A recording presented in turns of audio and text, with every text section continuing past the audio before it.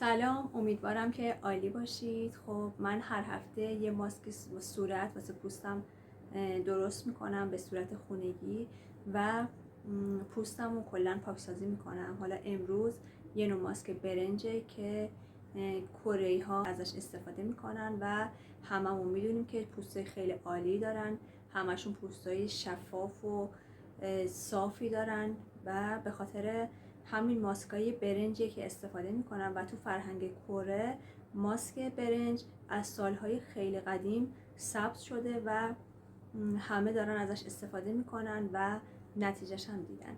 بریم با هم آموزشش رو ببینیم. مواد لازم واسه این ماسک حدود یه پیمونه برنج، خیلی زیادم نمیخواد باشه، حدود یه پیمونه برنج لازم داریم.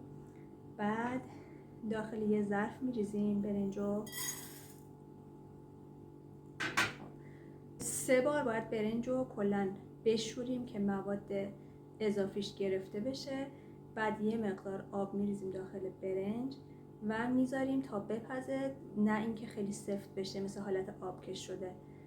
دم نمیذاریم، همین با آب برنج میذاریم بپزه طوری که یک حالت له شده باشه ولی یه مقدار آب هم داخلش داشته باشه.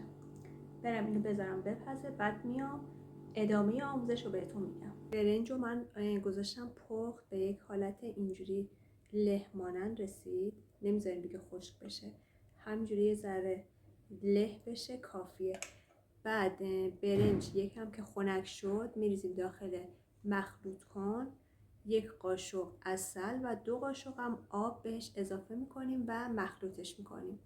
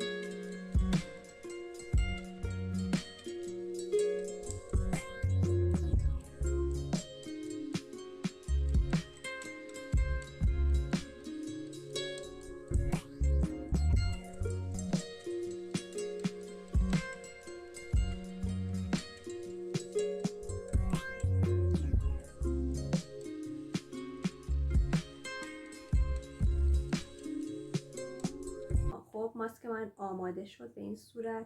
همیشه این قسمت ماجرا که ماسک آماده میشه واقعا برای من خیلی آرامش بخشه.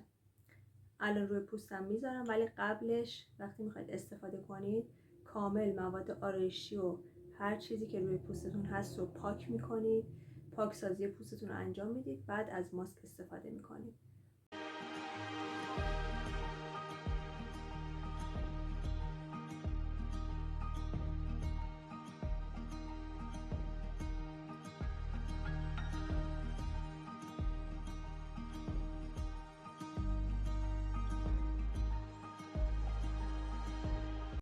ماسک رو روی پوستم گذاشتم، حدود 1 ربع تا 20 دقیقه صبر میکنم که صورتم آبرسانی، که پوست صورتم کامل آبرسانی بشه و صورتم با آب ولرم میشورم.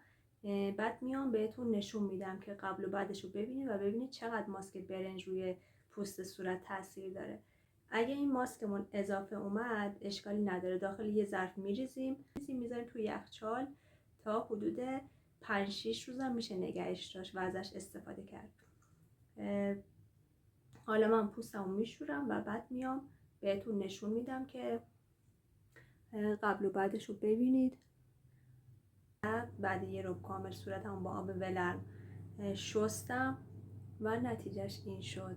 یه پوست کامل آبرسانی شده و خیلی شفاف و روشن‌تر از قبل‌تر شد و الان احساس میکنم که گردش خون زیر پوست من الان جریان داره. خیلی روی پوستم خیلی خنک شده و پیشنهاد میکنم وقتی هم که از سر کار میایید و پوست صورتتون خسته است حتما از این ماسک استفاده کنید و هفته اگه میتونید هفته 2 بار استفاده کنید و طی 2-3 ماه نتیجهش رو میبینید که واقعا این ماسک بی‌نظیره.